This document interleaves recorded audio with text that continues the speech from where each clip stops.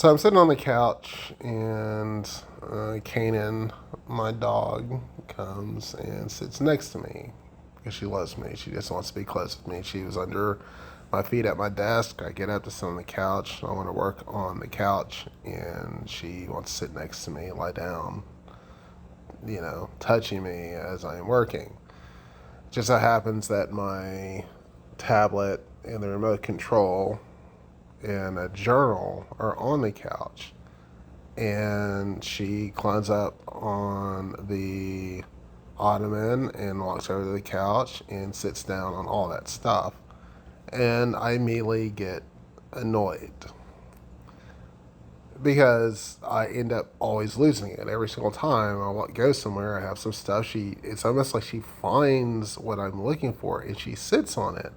And so if I can't find something, the very first thing I do is I lift up her body or her tail to find whatever I'm looking for. And 75% of the time, she's lying on it. And the funny thing about this is I'm wondering if this is passive aggressive behavior from her. Is she basically trying to impede my work, my efficiency, because she wants attention from me? And she figures that the best way to get attention is to sit on the things in which I need, so that even if it's negative attention or whatever, that I can touch her, I can pet her, I can look at her, I can say her name.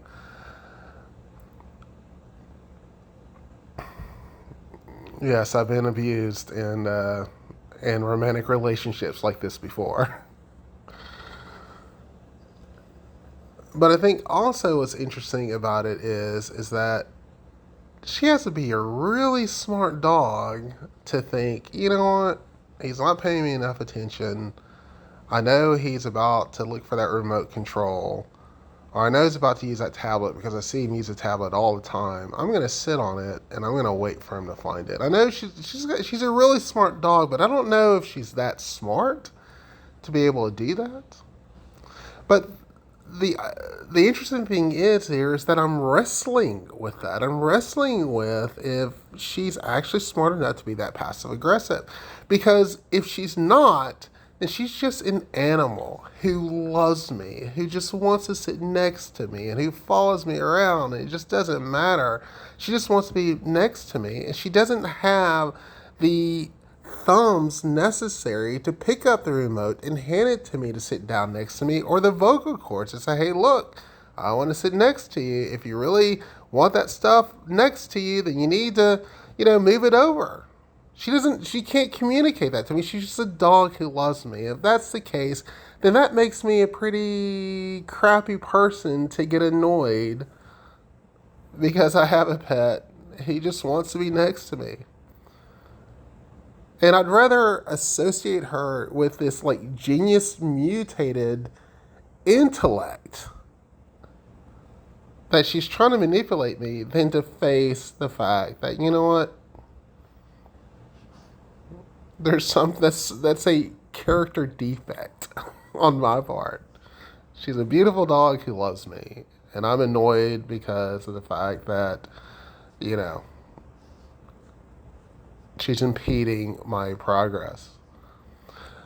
That's the very definition of sin, and that's what step 6 and 7 are constantly doing. I'm analyzing my emotions, I'm analyzing my thoughts, right? That feeling falls way short of the glory of God.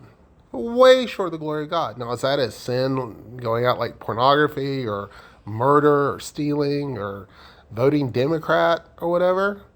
No, it doesn't even come close to that level that everybody complains about. It's just in the midst of this thing where nobody's looking, just me and my dog. I didn't spank her. I didn't yell at her or whatever. I'm just feeling this inside. And the Spirit of God is saying to me, that is an expression of your sinful nature.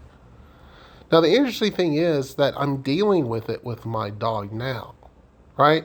Because this same paradigm has come up a billion times in my past, a billion times, and that has led to actual real sins, actual events where I'm actually hurting people or hurting myself or building up so much resentment that it bleeds into something else. That whatever the stronghold is, that can actually play out with my sons or my relationships or with friends or with other people, it's actually expressing itself with my beautiful golden retriever. And so what do? I confess it. And like 1 John 1:9 says, that's all I'm supposed to do. I feel it, I confess it. And now I'm going to wait for God to do something amazing with it. And in that righteousness and in the purity of that sanctification, that small thing, how many sins in the future is that going to keep me from actually enacting? How many words and actions that I would do without confessing that sin right now, how many of those things is completely destroyed just because of the fact that I'm analyzing in this one situation my thoughts and my emotions about how I treat my dog, not even how I treat her, but how I feel about this in this certain circumstance or situation. That's step 6 and 7. That's confessing your sins. That's making every thought obedient to Christ. And so the other part is being a smart person now. I realize every time I sit on the couch that this is her place, and so I'm finding another place to put all my stuff. So that's now officially the Canaan rule. Isn't that right? Want to say hi? Want to say hi?